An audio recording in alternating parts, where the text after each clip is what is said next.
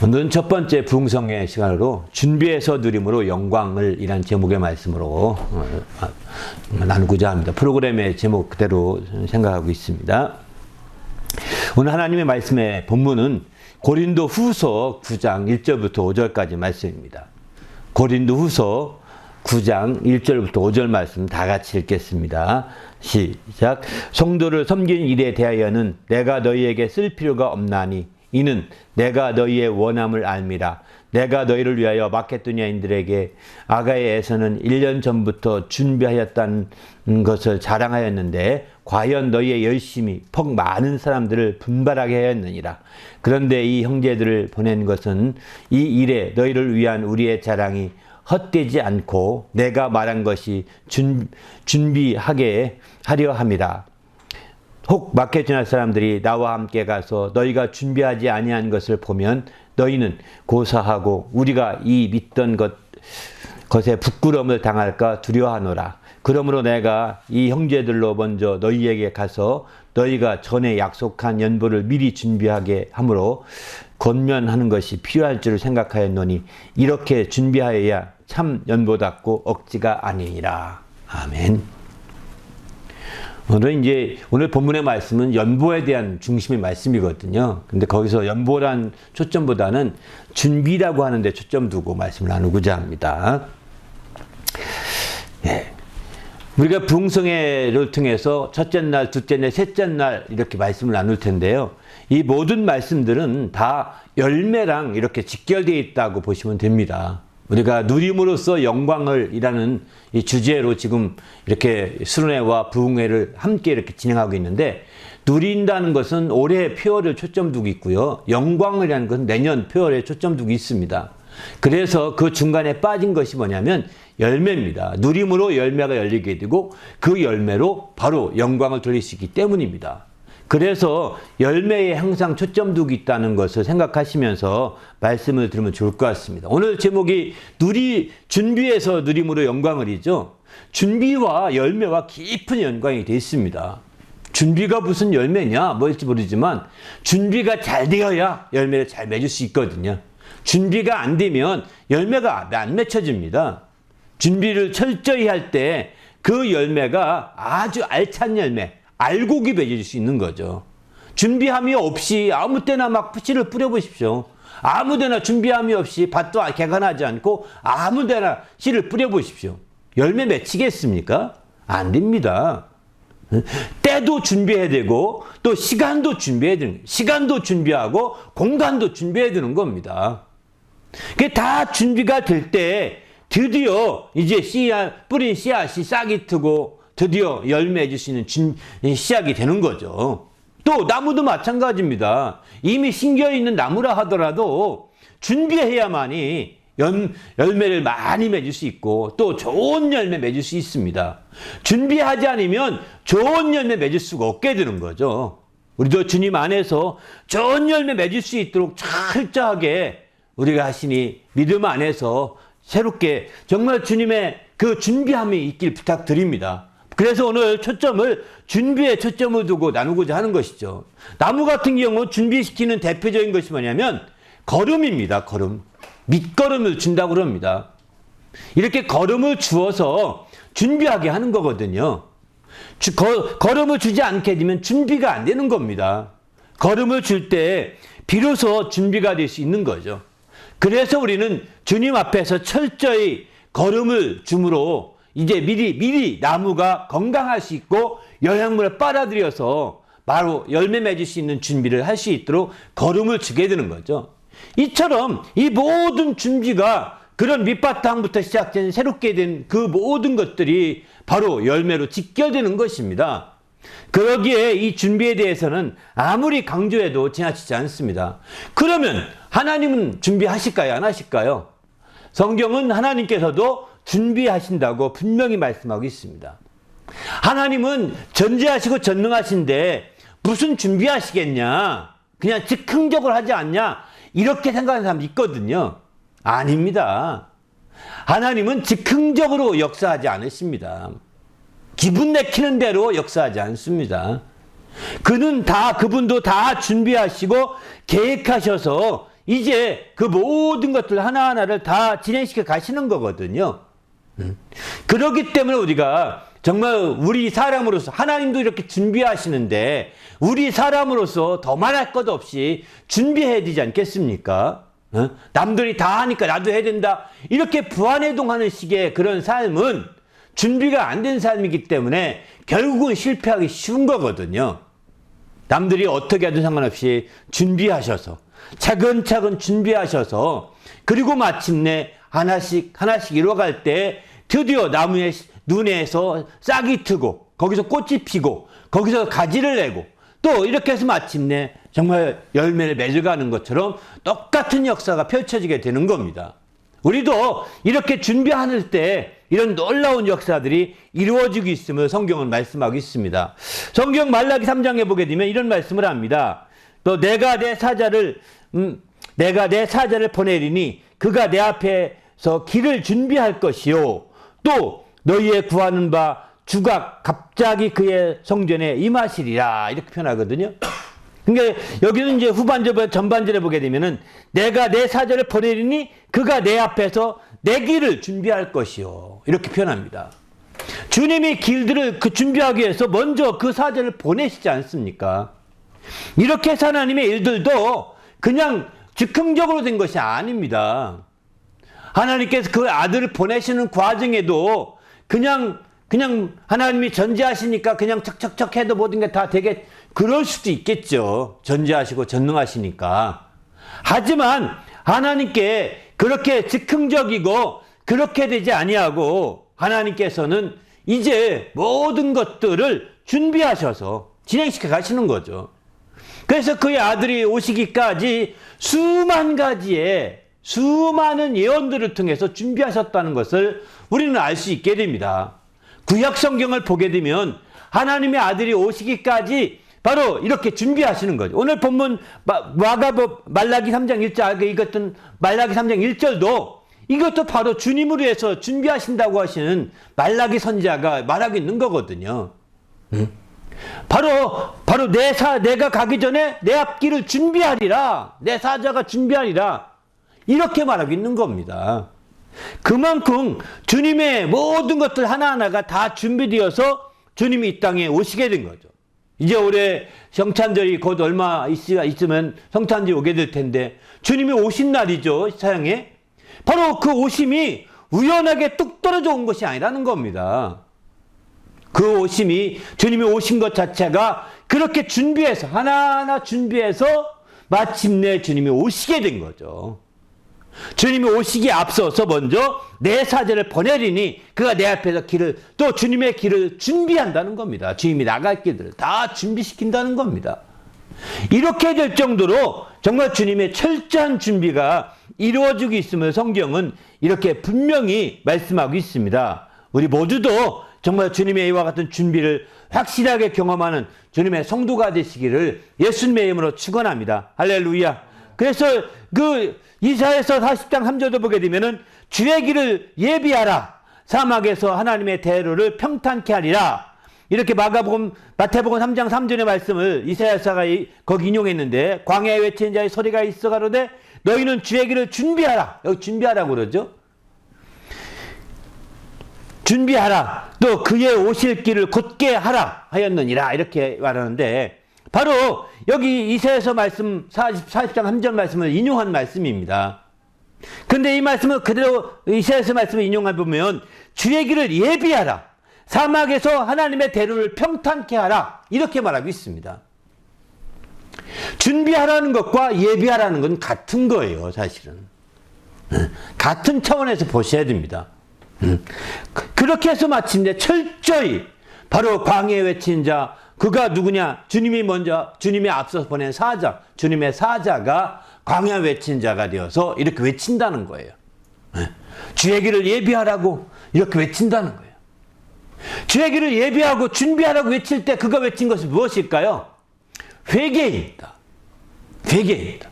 회개하라. 이 독사의 자식들아 회개하라 하면서 침례 요한이 와서 간절히 아주 선포하게 되죠.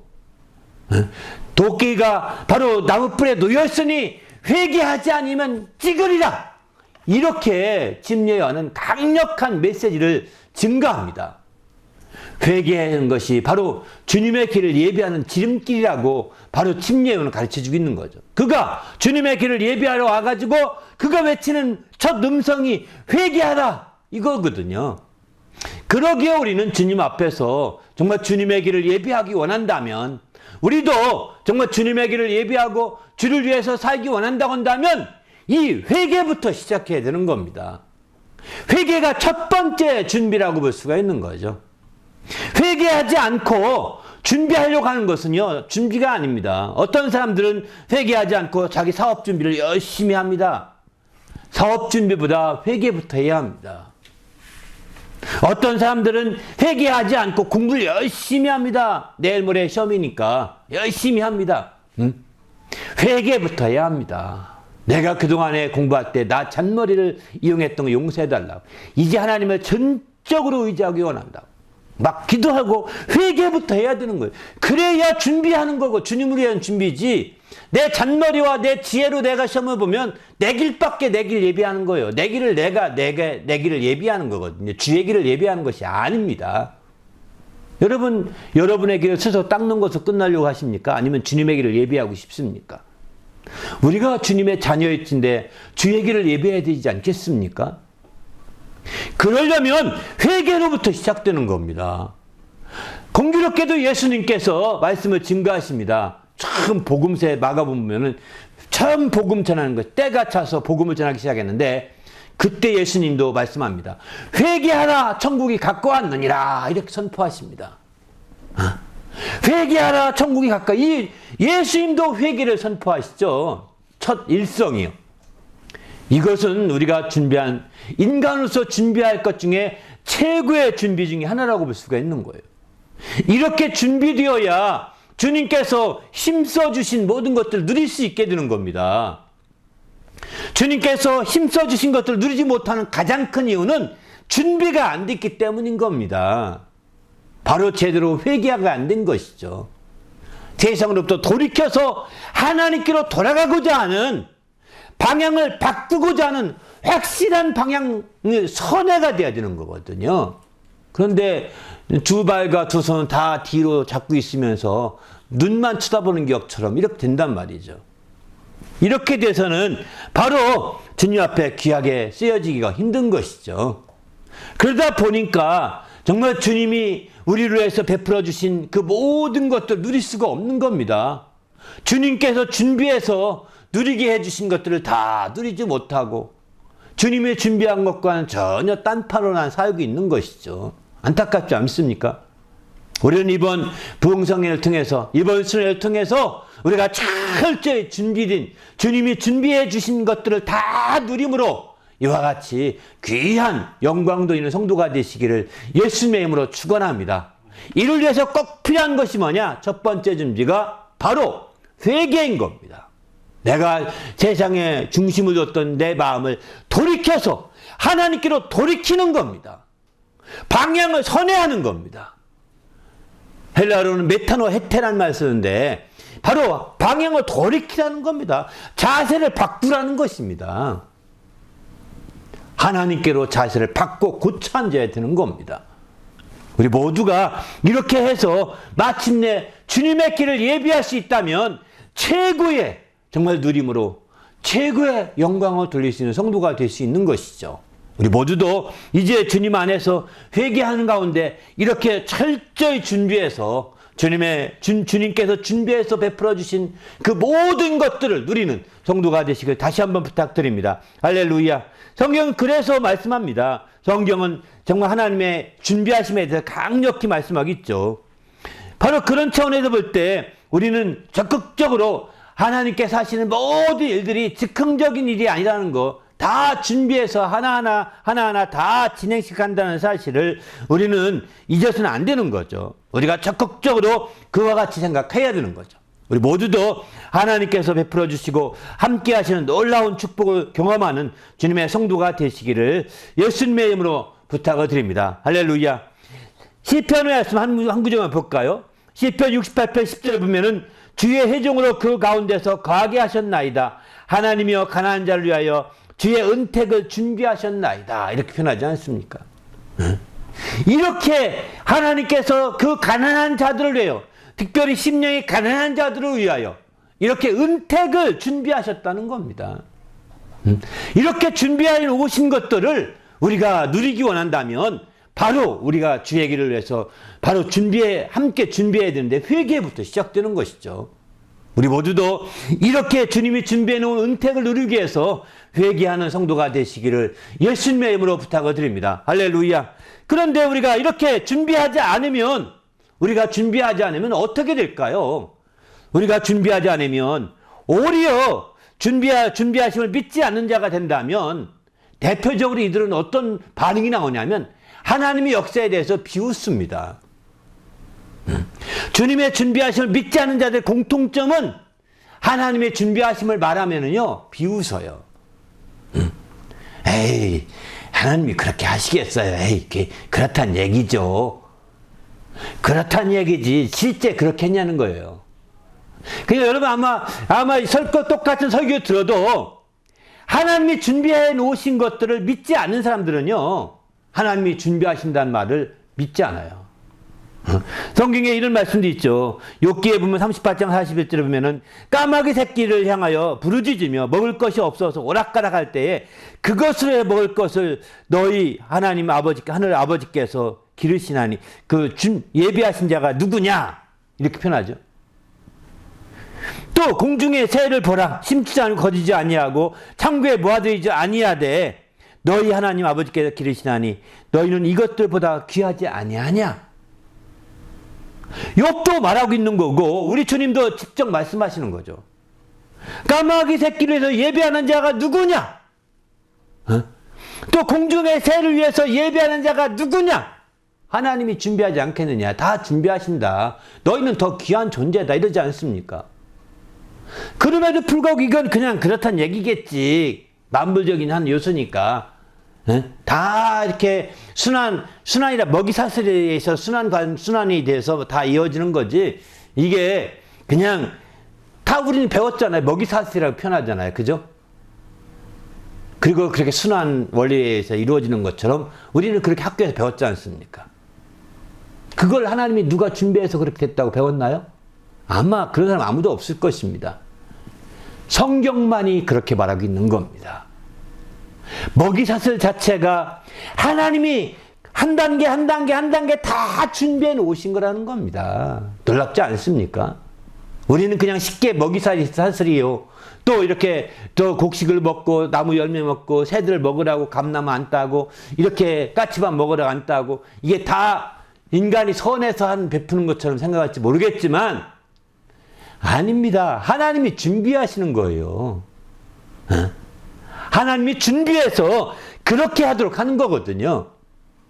그러기에 우리는 주님 안에서 우리가 적극적으로 하나님의 준비하심을 우리가 믿어야 되는데 이걸 믿지 않는 자들은 비웃는 거예요. 속으로 아마 코웃음 칠 거려. 그렇다는 얘기지 마. 그렇다는 얘기를 할게요. 뭐 이렇게 속으로 이렇게 여러분 나름대로 고개 끄덕일 거려. 여러분 그러지 마십시오. 그런 사람들 중에 대표적인 사람이 바로 바로였습니다. 바로였고 또 출애굽을 믿지 않았던 사람들이었습니다. 시편 78편 19절 보게 되면은 이제 하나님을 대적하여 말하기를 하나님의 광야에서 능히 식탁을 준비하시랴 이렇게 말합니다. 60만 명이나 되는 사람들이 한꺼번에 광야를 나가는데 사실은 어떻게 준비들이야. 믿지 않던 그 애굽 사람들은 그리고 애굽의 바로뿐만 아니라 그 신하들은 이렇게 말했습니다. 하나님을 대적하여 하나님이 광야에서 60만 명을 위하여 바로 식탁을 준비할 수 있겠느냐. 60만 명의 식탁을 끌고만 가도 차가 얼마나 많이 동원돼야 되는데 말이 얼마나 많이 동원돼야 되는데 그게 음식을 어디서 만들겠냐. 불가능하다. 이거. 저들은 몇 날 못 가 죽는다. 이렇게 생각하는 거죠. 끝났다 이제. 광야에 먹을 것도 없고 아니 식탁 준비 안 된 비웃는 거 아니겠습니까? 하나님 설령 여러분 믿기지 않으면 하나님 믿을 수 없습니다. 잘 믿어지지 않습니다. 이렇게 말할지는 모르겠습니다. 그렇게까지는 전 봐드릴 수 있어요. 안 믿어집니다. 라고 고백까지는 할 수 있어요. 하지만 하나님의 식탁을 예비하시랴, 하나님의 식탁을 준비하시랴, 이렇게 비꼬진 말아야 합니다. 교회 가면 떡이 나오냐 밥이 나오냐 이렇게 비꼬지 말아야 하는 겁니다. 많은 사람들이 얼마나, 저도 사실 그 말을 한두 번 들은 게 아니거든요. 안 믿는 자들은 이렇게 비꼬고 비웃어요. 교회 가면 떡이 나오냐, 떡을 주냐, 밥을 주냐, 떡도 주고 밥도 줘요. 그랬더니, 왜 식사 값 주잖아요. 그랬더니 예이놈 하면서 이제 또 줘박으려 하더라고요. 예? 여러분, 이게 비꼬는 거예요. 여러분, 하나님 믿음이 안 믿어지면 안 믿어졌지, 비꼬진 마시고 비웃진 마시고 고숨치지 마십시오. 이거는 믿으려고 하는 사람들의 마음이 결코 아닙니다. 어리석음이요, 바보 같은 짓인 겁니다. 우리 모두가 믿음 안에서 적극적으로 하나님의 역사를 바라보며 하나님이 반드시 준비하시고 이끌어주시고 함께 하신다는 것을 믿으시기를 예수님의 이름으로 부탁을 드립니다. 그렇지 않으면 하나님을 거짓말하는 장애로 만드는 것과 똑같은 거거든요. 하나님 준비하신다고 하셨는데, 준비하신다고 예언도 하시고 다 하셨는데, 하나님의 아들 오시기를 다 준비하기 위해서 예언하셨는데 그것이 안 이루어지면 거짓말장애가 되는 거 아니겠습니까? 그래서 요한 1서에는 이렇게 1장 10절 이렇게 말합니다. 우리가 만일 범죄하지 아니하였다면 하나님을 거짓말하는 이로 만드는 것이니 또한 그의 말씀이 우리 속에 있지 아니하니라, 이렇게 표현하는 거죠. 하나님이 준비하시는 것들을 믿지 아니하면 그분을 거짓말하는 자로 만드는 것과 똑같은 거예요. 그런 자들 속에 하나님 말씀이 역사할 수 있겠습니까? 역사할 수가 없는 거죠. 우리도 이제 주님 안에서 하나님 말씀을 따라 온전히 정말 그 말씀이 그대로 이루어진다는 것, 이렇게 말씀이 있다는 것 자체가 준비된 거거든요. 말씀이 없이 이루어지는 일이 없거든요. 말씀이 없이 이루어진 일이 없습니다. 심지어는 우리 모든 만물을 말씀으로 붙들고 있다고 했습니다. 이런 말씀에 비춰본다면 모든 만물의 뼈대는 말씀인 겁니다. 하나님 말씀을.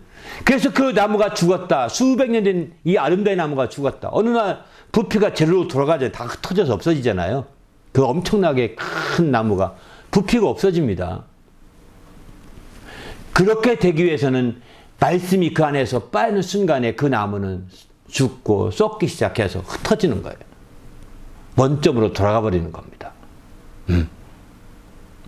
말씀이 그 안에 있어서, 골조처럼 말씀이 그 안에 있어서 말씀으로 준비해 놓으셨기 때문에 큰 나무도 있고 작은 식물도 있고 큰 식물도 있고 큰 동물도 있고 작은 동물도 있고 이렇게 해서 서로가 먹고 어우러지게 만들어진 거죠. 이걸 우리는 먹이사슬 관계라고 이렇게 표현을 합니다. 이거는 다 하나님이 말씀을 통하여 다 준비해 놓으신 엄청난 역사들이라는 것을 우리는 여기서 잊어서는 안 되는 거죠. 그걸 잊어버리면 안 되는 거죠. 바로 그 만물을 하나님이 말씀으로 붙들고 계시다고 했습니다. 동일한 말씀. 동일한 말씀이라고 히브리서는 그렇게 표현하는데, 이 동일한 말씀은 뭐냐면 창조할 때 하신 그 말씀을 그대로 붙들고 있다는 거예요. 마지막 때 주님이 오시면 그 종이축제를 말린다고 표현하지 않습니까? 말씀을 회수하시게 되면 온 세상이 다 종이축처럼 부피가 축소된다는 겁니다. 부피가 없어지는 거예요. 말씀이 있어서 계속 역사하는 한 부피가 점점 커지다가 말씀을 빼는 순간 부피가 줄어들죠. 축소됩니다. 우주도 마찬가지입니다. 우리는 성경 말씀을 통해서 바로 하나님 말씀이 온 우주의 골조요, 하나님 말씀이 우리 육신의 골조요, 하나님 말씀이 모든 식물의 골조라는 사실을, 정말 우리 건물의 골조가 바로 세워야 건물이 올라가잖아요. 커지잖아요. 하나님 말씀이 중간에 서 있는 겁니다. 건물이 그렇게 세워지는 것도 그 말씀의 골조가 그대로 철 가운데 있고, 말씀의 골조가 시멘트 가운데 있고, 말씀의 골조가 그 모든 것, 건축하는 모든 것 가운데 있기 때문에 정말 그게 더 올라갈 수도 있고 또 무너질 수도 있고 그러는 거죠. 우리는 그 말씀의 골조를 바로 세우시길 바랍니다. 할렐루야. 그래서 그 말씀을 통해서 우리가 이제 바로 준비해 되는 거죠. 그런 말씀을 통해 다 하나님이 준비하시는데 우리도 말씀을 가지고 있어야 준비가 되는 거 아니겠습니까? 말씀이 있어야 준비가 되는 거죠. 말씀이 없으면 준비가 안 되는 겁니다. 그러기에 우리는 철저히 하나님 말씀을 따라 나가고 그 말씀을 따라서 준비하는 성도가 되시기를 예수님의 이름으로 부탁을 드립니다. 할렐루야. 그러면 하나님께서 이렇게 준비하심을 믿지 아니한 자는 비웃는데, 비꼬는데, 또 고성치는데, 그런 자들을 위해서 하나님께서 무엇을 준비했을까요? 그런 자들을 위해서. 그런 자들을 위해서도 하나님이 준비하신 것이 있습니다. 그건 무엇일까요? 그것은 은택이 아닙니다. 진노요, 벌입니다. 진노와 벌이라고 로마서에 이런 말씀을 하죠. 로마서 9장 22절 보면 만일 하나님이 그의 진노를 보이시고 그의 능력을 알게 하고자 하사 멸하기로 준비된 진노의 그릇을 오래 참으심으로 관용하시고 이렇게 표현하시죠. 또 고린도후서 10장 6절도 보게 되면은 이런 말씀도 합니다. 너희의 복종이 온전히 될 때에 모든 복종하지 않는 것을 벌하려고 준비하는 중에 있느라 이렇게 표현합니다. 모든 복종하지 않는 것들을 벌하려고 준비하는 중에 있다는 거예요. 하나님이 준비하는 게 이런 벌이요 진노인 거예요. 네? 여러분 하나님이 준비하신 걸 믿지 않아서 하나님이 준비해 놓으신 나는 하나님 준비한 아무것도 안 믿어. 당신이 최후의 하나님의 준비하심을 접하게 될 것은 벌일 것입니다. 진노일 것입니다. 아무리 안 믿어도 하나님이 준비해 놓으신 모든 은택과 은혜와 구원과 생명과 그 소망과 그 모든 것도 다 안 믿고 비웃고 또 비웃고 비꼬고 고웃음 쳐도 당신은 최후의 그분의 준비하심 앞에 서게 될 것입니다. 그건 뭔지 아십니까? 그분의 벌일 것이고 그분의 벌이요 그분의 진노라고 이렇게 말하고 있어요. 그러니 우리가 정말 깨어있을 수밖에 없는 거예요. 하나님이 벌을 하더라도 진노를 하더라도 그냥 즉흥적으로 알아서 막 진노하는 것이 아닙니다. 한 가지 어겼다고 해서 그냥 팍 죽여버리고 다리뭉대에 꺾어버리고 이렇게 하지 않습니다. 하나님이 진노와 벌을 내시더라도 때가 있고 다 준비된 착착착착 준비해서 하시는 거죠. 그런 걸 알 수 있는 것 중에 한 가지가 창세기 15장 16절입니다. 내 자손, 아브라함을 이렇게 말하는 겁니다. 내 자손은 4대 만에 이 땅, 가나안 땅으로 돌아오리니 이는 아모르 족속의 제약이 아직 가득 차지 아니함이니라 하시더라. 가나안 족속이 아직 가나안에 살고 있는 아모리 족속이 죄악이 가득해야 그들을 벌하시는데 죄악이 가득하지 않은 겁니다. 죄악이 가득할 때까지 기다리는 거. 하나님이 그러면 그들 죄짓기 내버려 두는 게 죄짓도록 하나님이 억지로 역사하는 게 아닙니다. 내버려 두면 죄가 가능해지는 거죠. 그게 4대만이라고 400년이 지나서 그 일이 이루어지게 됩니다. 여기서 400년이 지났는데 4대라고 표현한 것은 바로 아브라함부터 시작해서 아브라함, 이삭, 야곱, 그 다음에 이제 3대지 야곱까지, 그죠? 4대는 이스라엘이라고 해서 야곱이 이스라엘이 되지 않습니까? 이스라엘이 다 함께 모여서 60만이 나오거든요. 그래서 이스라엘 그 자손들이 다 한꺼번에 이스라엘 족속으로 나오기 때문에 4대라고 이렇게 표현하게 됩니다. 4대 만에 다 이스라엘 족속이 되어 나올 터인데 400년이 걸리게 되는 거죠. 우리는 이런 차원에서 볼 때 우리가 정말 적극적으로 깨어 있어야 되는 거예요. 하나님이 준비하시면요 정말 기가 막힌 겁니다. 그러기에 우리는 하나님이 준비하신다는 말을 믿지 않고 허리라도 비꼬거나 비웃거나 정말 코웃음 치지 마십시오. 그 중에 하나님의 준비하심을 코웃음 쳤던 대표 사람이 있습니다. 누군지 아십니까? 아브라함의 부인 사라죠. 사라가 100세가 되어서 아기를 가질 수 없었어요. 나이가 늙어서 단수되었어요. 생리가 다 끝났습니다. 그런데 아브라함하고 여호와가 얘기하는 거 가만히 들었는데 내 아내 사라에게 아기가 있으리라, 아들이 있으리라, 이렇게 얘기합니다. 근데 뒤에서 그걸 듣고 있던 사라는 고웃음 칩니다. 웃습니다. 그 사실을 보면서 여호와가 말합니다. 내가 웃었느니라. 내가 웃어. 그 웃음은 고웃음이요 비웃음입니다. 그런데 그 웃음을 진짜 웃게 해주겠다고 하는 약속이기도 합니다. 드디어 진짜 이삭을 갖게 되고 100세에 이삭을 낳죠. 아브라함이 100세 때. 놀랍지 않습니까? 물론 사라는 이제 돌이켜서 그가 하나님 뜻대로 살려고 했기 때문에 그렇게 되지만, 빨리 안 믿어진다면 여러분의 코웃음 쳐지고 또 비웃음 쳐지고 비꼬아지고 이렇게 안 믿어진다면 빨리 돌이켜서 믿고 싶은데 안 믿어집니다. 하나님이 어떡하죠? 믿고 싶어요. 왜 이게 안 믿어지죠? 이렇게 하나님께서 자기 하나님 앞에 자기 마음의 사정을 다 토해놓고 다 내려놓고 기도하셔야 되는 거예요. 심각한 문제인데, 지금 형벌을 앞에 두고 심각한 문제고 진노를 앞에 두고 있는 심각한 문제인데 그걸 그냥 웃고 넘어갈 수 없잖아요. 왜 웃고 넘어가려고 합니까? 진지한 마음으로 받아들이고 진지하게 그 준비하심을 받아들여야 되는 거죠. 그럴 때 비로소 하나님의 놀라운 영광을 누릴 수 있다고 말합니다. 이렇게 준비해 오신 예수님은 어떻게 말씀하셨을까요? 예수님께서 준비에 대해서 아주 굉장히 강조하셨어요. 이렇게 준비되어서 예언을 통하여 많은 준비를 통하여 다 이루려고 그 준비한 것도 다 이루시면서 예수님이 오셔서 공생의 사역을 하지 않습니까?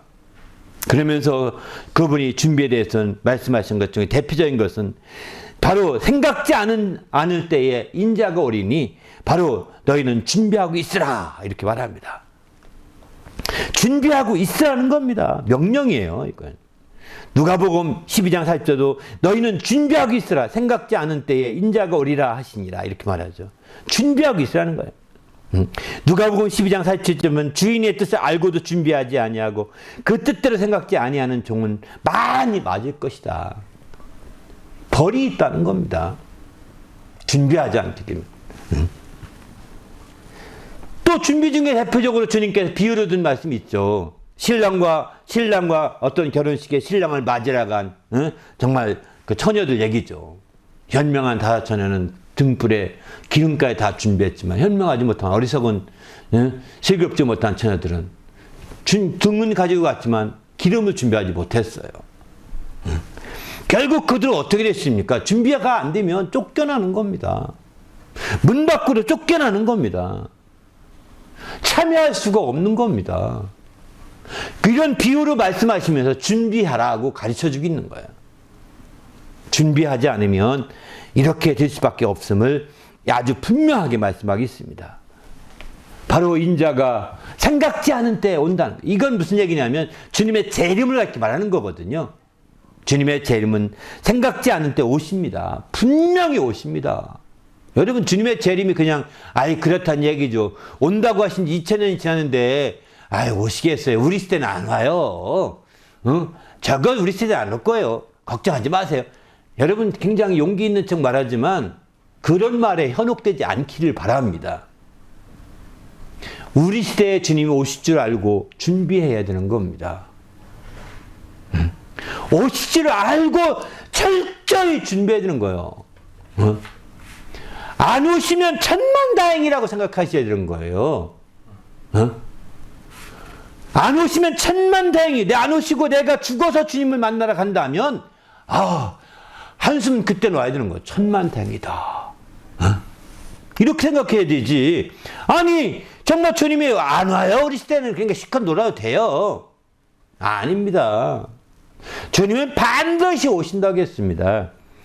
히브리서 9장 28절 보게 되면은 그리스도도 많은 사람의 죄를 담당하시려고 단번에 들으신 바가 되셨고 구원에 이르게 하기 위하여 죄와 상관이 없이 자기를 반환한 자들에게 두 번째 나타나시리라, 이렇게 말하지 않습니까?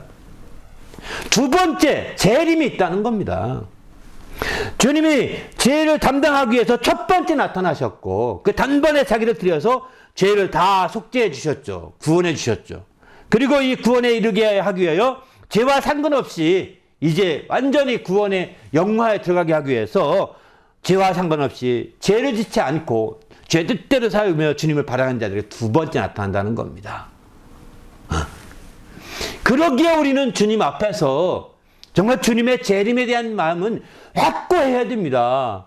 내 당대, 이 세대, 우리 세대에 주님 맞이할 준비를 해야 되는 겁니다.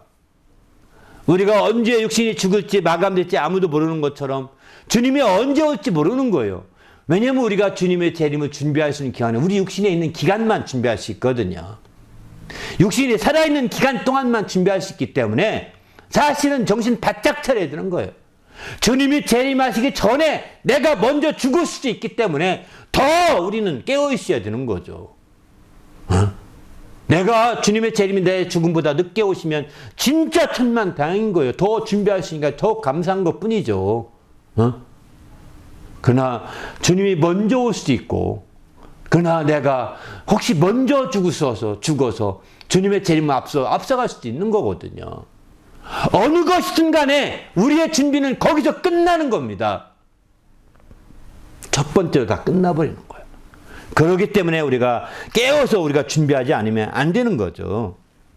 이렇게 우리가 주님을 위하여 철저히 우리 자신을 준비해야 되는데, 주님을 위하여 주님께서 정말 준비를 잘한 자라고 칭찬했던 한 케이스가 있습니다. 그것은 바로 막달라 마리아인데요. 마가복음 14장 8절 보면은 그는 힘을 다해 내 몸에 향유를 부어 내 장례를 미리 준비하였느니라. 14장 8절에. 그러면서 9절에 이렇게 말씀합니다. 내가 진실로 너에게 이르노니 온 천하에 어디서든지 복음이 전파되는 곳에는 이 여자의 행한 일도 말하여 그를 기억하리라 하시니라. 주님을 위하여 철저히 준비한다면, 주님의 재림을 위하여 철저히 준비한다면 이 마리아처럼 바로 그 주님이 인정해 주시는 거예요. 그런 철저히 준비한 간증을 여러분 하시면 복음이 증거되는 곳마다 그런 간증이 기억된다는 거예요. 놀랍지 않습니까?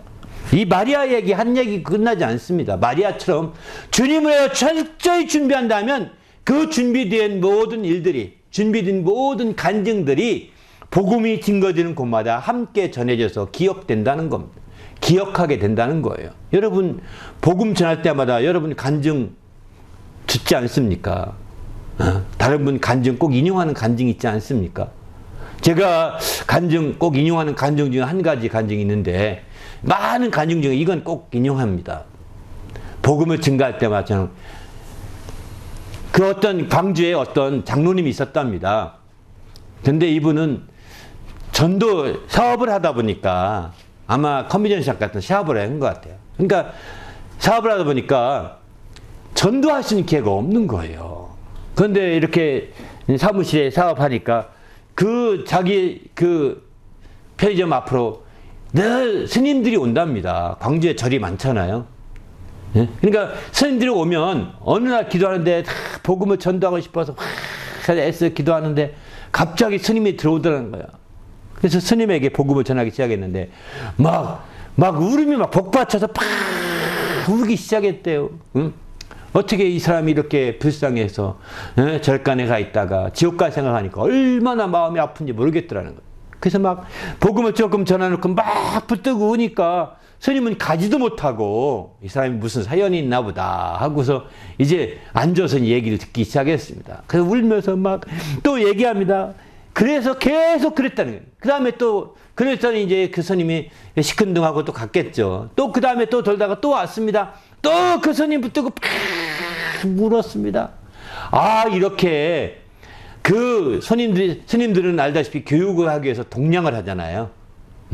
동량도 교육입니다. 세상이 어떤지를 알게 하려고 일부러 동량하게 하는 거거든요. 그게 교육이라고 표현합니다. 얻어먹게 하는, 이게요, 그냥 그 얻어먹으면서 세상의 민심을 알 수 있고, 시민의 그 사람들의 마음, 그 인심을 알 수 있거든요. 그걸 배우면서, 이제 거기서 세상으로부터 떠나도록 하려는 거죠. 그래서 세상의 교육 차원에서 동량하게 만드는데, 동량을 다니는 사람, 그 스님을 붙들고 막 울기 시작해서, 그분이 또 울고 나서 갈 때는 잘 해준답니다. 그러니까 다음에 또 와요, 이분이. 또 듣고, 또 울고, 또 이렇게 해서 울어가지고, 제가 기억에는 다 전명인가? 이렇게 되는 스님들을 옷을 벗겨가지고 신학교로 보냈다는 얘기를 하더라고요. 놀랍지 않습니까? 저는 이 간증을 저도 전해 들은 간증인데, 얼마나 감동적이었으면 이렇게 복음을 전할 때마다 저는 이 얘기를 할까요?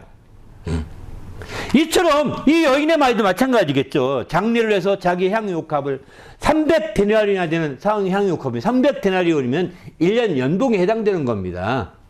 노동자 1년 연봉. 얼마 적은 게 아닙니다. 1년 연봉에 해당되는 그 향유를 깨서 그의 발에 붓고 머리를 닦는 겁니다. 이 여인이. 그걸 보고서 아까워서 옆에 사람들 말도 하죠. 그러나 그가 나를 장례에 준비했는 가만두어라. 주님은 가만두라고 합니다. 왜 허비하느냐 하지 아니하시고. 그리고 복음이 증거되는 곳마다 이 여자가 행한 일이 함께 전해져서 그를 기억하리라고 말합니다. 이 간증을 보았던 자들이 다 간증하게 될 거라는 겁니다. 이 사건을 본 자들이. 주님 위해서 이렇게까지 하더라고요. 우리가 주님 위해서 준비할 것이 이렇게 준비해야 됩니다. 적은 겁니다. 하면서 막 전하는 거죠. 처음 간증이니까. 우리도 주님 안에서 여러분이 철저히 주님의 제 이름을 준비함으로 말미암아 또 다른 사람의 입을 통해서 여러분의 간증이 전해질 수 있기를 예수님의 이름으로 축원합니다. 할렐루야. 아멘. 여러분의 간증이 막 준비되면 간증거리가 나오게 되어 있습니다. 주님은 준비되면 간증이 풍성하게 되어 있습니다. 그 간증이 이제 다른 사람의 입술을 통해서 전해질 수 있어야지고 다른 사람의 입술을 통해서 기억이나 증거될 수 있다면 이 여인과 똑같은 케이스가 되는 거죠. 우리 모두도 이렇게 주님 안에서 철저히 준비하여서 영광도 있는 성도가 되시기를 예수님의 이름으로 부탁을 드립니다. 할렐루야. 반면에 구약에서 이 준비라고 한다면 대표적인 것이 바로 여호와 이레라고 하는 그 말씀이죠. 하루는 하나님께서 이삭이 컸을 때 100세 얻은 이삭이니 얼마나 귀하겠습니까? 이삭을 향해서 내 아들 독자를 내게 바치라 명하십니다. 이럴 때에 아브라함은 그 독자를 데리고 나무 뭉치 하나 메고 칼 하나 들고 갑니다. 자기 부인하고 상의하지 않았던 것 같습니다. 그래서 가서 마침내 가는데 그 이삭이 물어봅니다. 지정된 산에 거의 올라갔을 때쯤에서 아버지, 이 나무도 있고 칼도 있고 다 준비했는데 번제 드릴 양은 어디 있나요? 그리고 물어봅니다. 그때에 아브라함이 이렇게 말합니다. 창세기 22장 8절에 보면은 아브라함이 이르되 아들아 번제할 어린 양은 하나님이 자기를 위하여 친히 준비하시리라. 여기 하나님이 친히 준비하신다고 하잖아요. 놀랍지 않습니까? 그리고 마침내 그렇게 하고서 이제 이삭은 그랬으니 하나님이 준비하신 양이 어디 있을까? 두리번두분 찾았겠죠.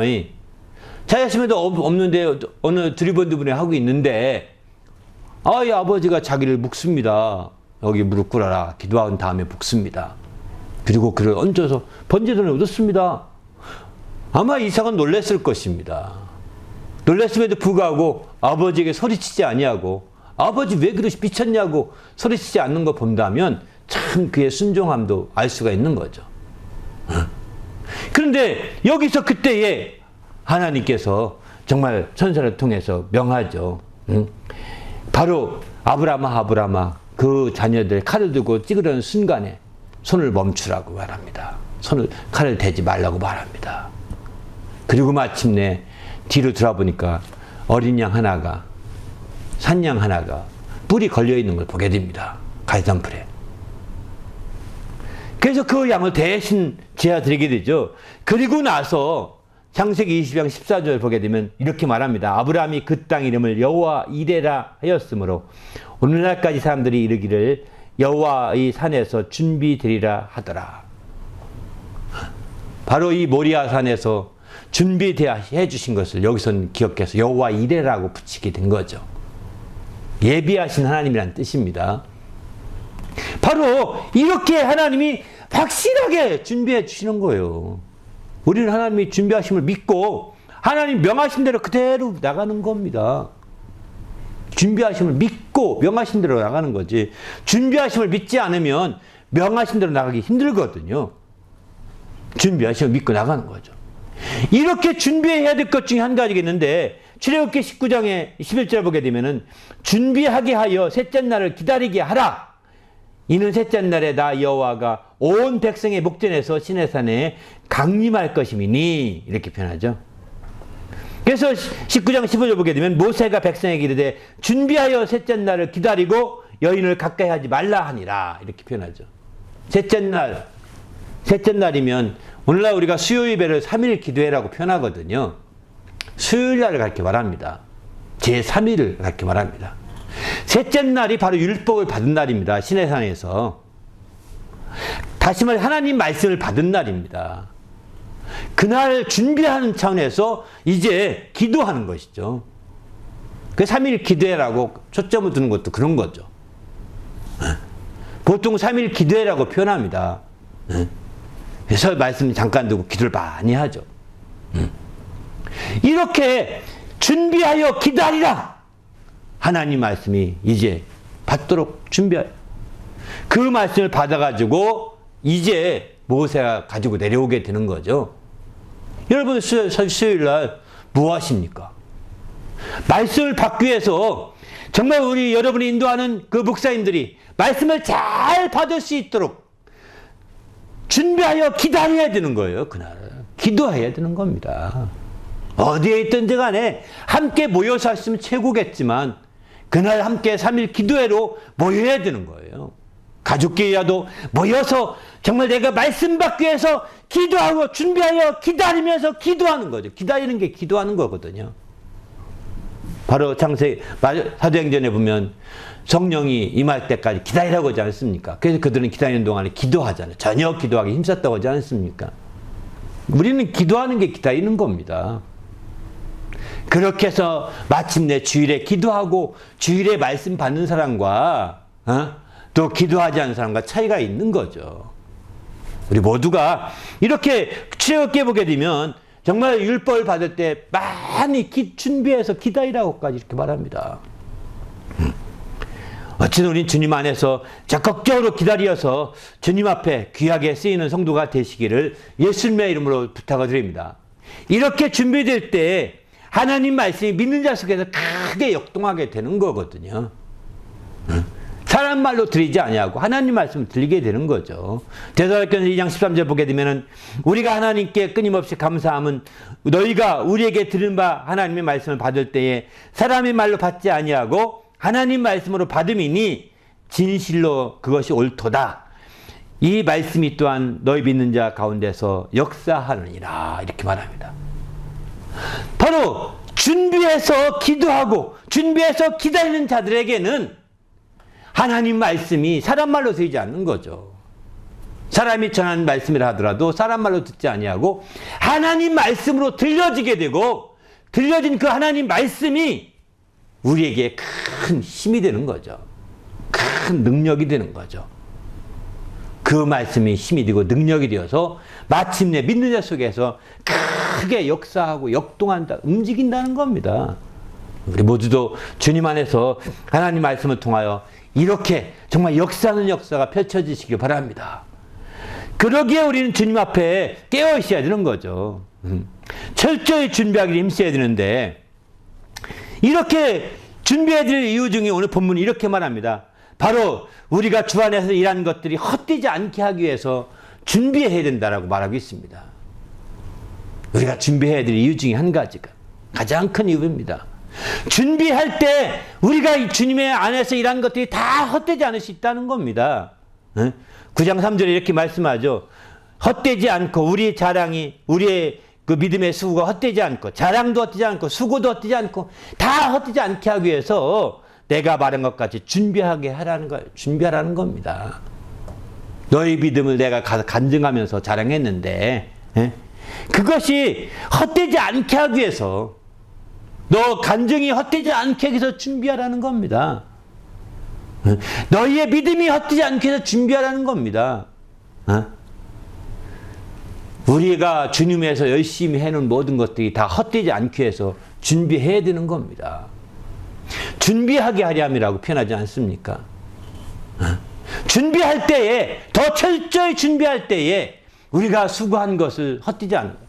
어떤 분, 전 젊을 때 캔버스 젊은이 사역을 많이 했는데 함께 10년 가까이 했던 이제 젊은이가 있었어요. 같이 동역자죠. 같이 간사였는데 이분이 결혼도 했어요. 간사인데.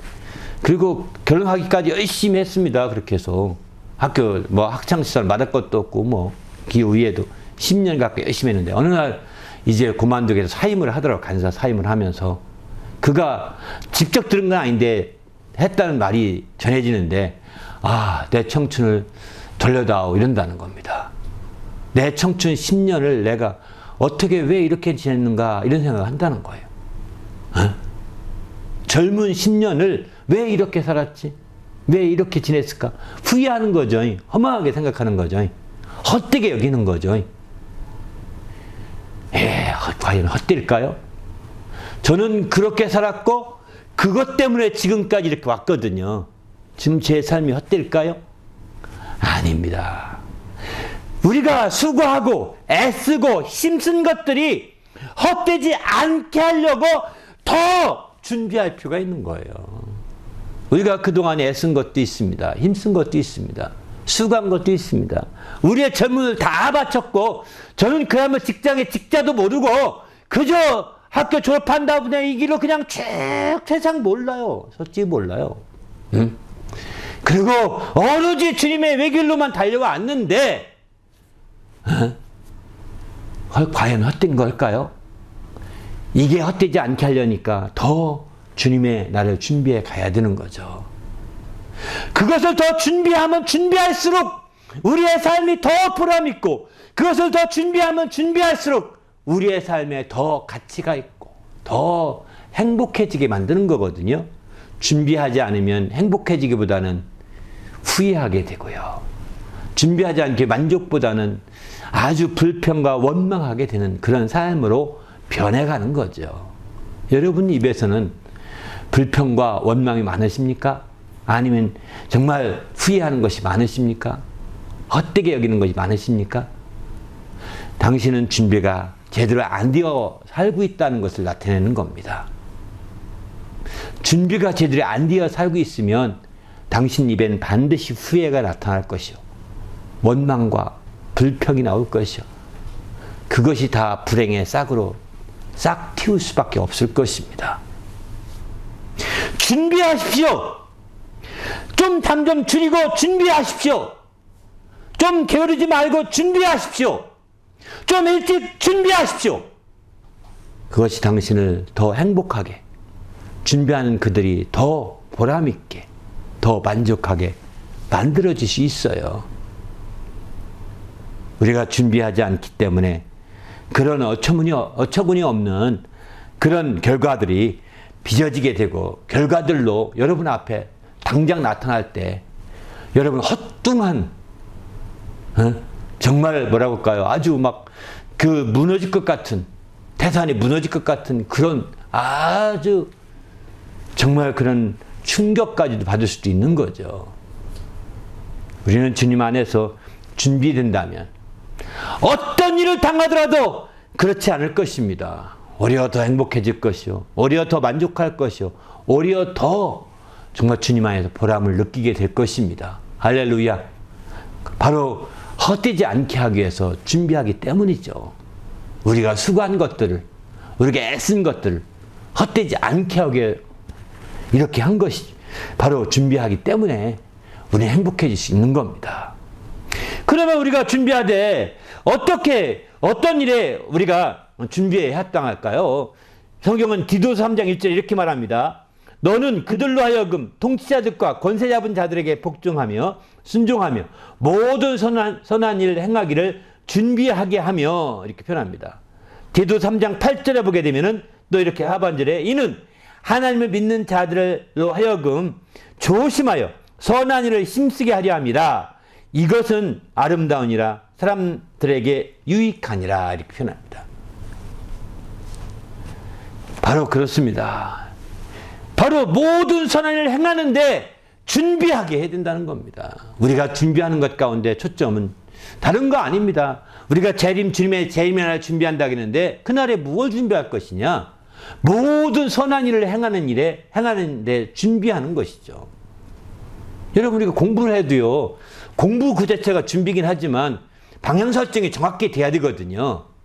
돈 벌기 위해서 여러분 공부하는 거면 아마 또 사업을 하더라도 돈 버는 자체가 목적이면 당신은 제대로 준비하기 쉽지 않을 거요. 행복을 느끼기가 쉽지 않을지도 모르겠습니다. 그럼 뭘까요? 어떻게 준비할까요? 바로 사업하는 목적이, 공부하는 목적이 선한 일을 행하는데 방향 설정이 정확히 돼야 된다는 겁니다. 목적이요. 그렇게 선한 일을 행하는 방향 설정이 되어서 그것을 철저히 준비할 때 공부를 하는 준비, 사업을 하는 준비, 뭘 하든 다 준비하더라도 다 그것이 이제 정말 행복해지고 보람있고 거기서 우리가 더 주님 안에서 만족할 수 있는 성도가 될 수 있는 거죠. 그러나 우리가 이런 방향 설정이 제대로 안 된 상태에서 인간의 욕심껏 준비하려고 애쓰다가 얼마나 많은 자들이 실망한 이루 말할 수 없습니다. 수많은 사람들이 고시 공부하다가 정말 정신병 걸려가지고 자살한 사람도 많습니다. 다 고시해가지고 막 의리아리한 사람 되고 싶었는데 안 되거든요. 포기할 수 없고 또 인생이 그렇게 10년 하다 보니까 포기할 수 없고 그렇게 삽니다. 세상에. 우리는 그것이 어떤 준비든 간에 고시 공부하는 자체가 잘못이라는 뜻은 아닙니다. 고시 공부의 방향이 뭐냐는 거예요. 선한 일을 행하는데 방향 설정이 정확히 되어 있습니까? 아니면 내가 출세하는 방향으로 되어 있습니까? 출세하는 방향이라면 방향선회를 해야 됩니다. 그리고 준비해야지. 그래야 행복과 보람과 만족이 있게 됩니다. 선한 일을 행하기를 준비하게 하라고 이렇게 표현하고 있습니다.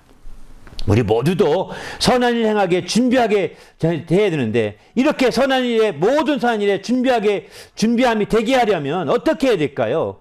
디모데후서 2장 21절에 이런 말씀을 합니다. 바로 누구든지 이런 것에서 자기를 깨끗하게 하면 귀히 쓰는 그릇이 되어 거룩하고 주인의 쓰심에 합당하며 모든 선한 일에 준비함이 되리라. 모든 선한 일에 준비함이 되게 하려면 자기를 깨끗하게 해야 된다는 겁니다. 자기를 깨끗하게 할 때 모든 선한 일에 준비하는. 베드로전서 3장 15절은 이렇게 말조합니다. 너희 마음에 그리스도를 주로 삼아 거룩하게 하고 너희 속에 있는 소망에 관한 이유를 묻는 자들에게 바로 대답할 것을 항상 준비하되 온유와 두려움으로 하고 이렇게. 항상 준비하되 이제 온유와 두려움으로 준비하라는 거예요. 소망에 대해 묻는 자들에게 준비해야 돼. 이것도 준비하되 온유. 그러나 더 앞에 전제 조건이 있죠. 그리스도로 주로 삼아서 예수님을 주님으로 삼아서 거룩하라는 겁니다. 깨끗하라는 겁니다. 이게 바로 선한 일에 준비함이 되는 겁니다. 우리 모두도 이렇게 준비하셔서 우리 주님 앞에 귀하게 쓰이는 성도가 되시기 바랍니다. 이렇게 자신이 깨끗이 닦아서 준비하게 되면 어떻게 될까요? 디도서 3장 14절 이렇게 말합니다. 우리 사람들로 열매 없는 자가 되지 않게 하기 위하여 필요한 것들을 준비하는 좋은 일에 힘쓰기를 배우게 하라. 준비하는 좋은 일에 힘쓰기를 배우는데 열매 없는 자가 되지 않게 하려고 준비하라는 겁니다. 준비하게 되면 열매 없는 자가 되지 않는다는 겁니다. 준비하게 되면 열매 맺을 수 있다는 거죠. 우리 모두도 준비해서 열매 맺으시길 바랍니다. 더 나아가서 계시록 19장 7절에 이렇게 말합니다. 우리가 즐거워 크게 기뻐하며 그에게 영광을 돌리세 어린 양의 혼인의 기약이 이르렀고 그의 아내가 자신을 준비하였으므로 이렇게 표현하죠.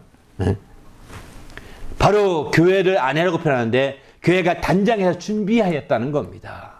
그래서 어린 양의 혼인에 나가게 된다는 겁니다. 우리가 이렇게 준비함으로 말미암아 바로 우리 심령을 단장하는 거거든요. 단장하거든요. 계시록 22장 21절도 마찬가지죠. 준비한 것이 신부가 남편을 위하여 단장함 같더라. 이렇게 하늘에서 내려오니 준비한 것이 신부가 남편을 위하여 단장함 같더라. 이렇게 표현합니다. 준비는 단장하는 것입니다. 주님 앞에 단장하는 겁니다.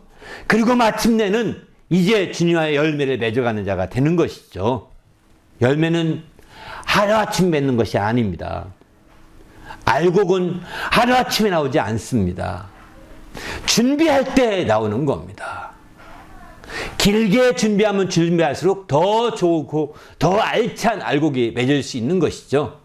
우리 모두도 이렇게 준비해서 참으로 주님이 베풀어주신 놀라운 은택을 누리고 또 영광을 드리는 성도가 되시기를 예수님의 이름으로 축원합니다. 할렐루야. 철저히 준비함으로 말미암아 정말 이 땅에 있는 동안에 깨어있게 해달라고, 특별히 준비하되 선한 일을 행하는 일에 철저히 준비하게 하시고 자기를 깨끗이 닦아서 거룩하게 해서 준비하게 해달라고, 그래야 열매는 성도가 될 수 있도록 인도해 달라고, 이렇게 준비함으로 주의 날을 맞이하게 하시고 주님과 함께 참여하는 자가 될 수 있도록 주여 인도해 달라고, 준비하지 못해서 정말 이제 우리가 문 밖으로 쫓겨나는 시대가 되지 않게 하시고, 준비하지 못해서 주님의 준비해 놓으신 진노와 그 형벌 앞에 처해지는 자가 아무도 없도록 축복해 달라고 간절히 합심해서 기도합니다.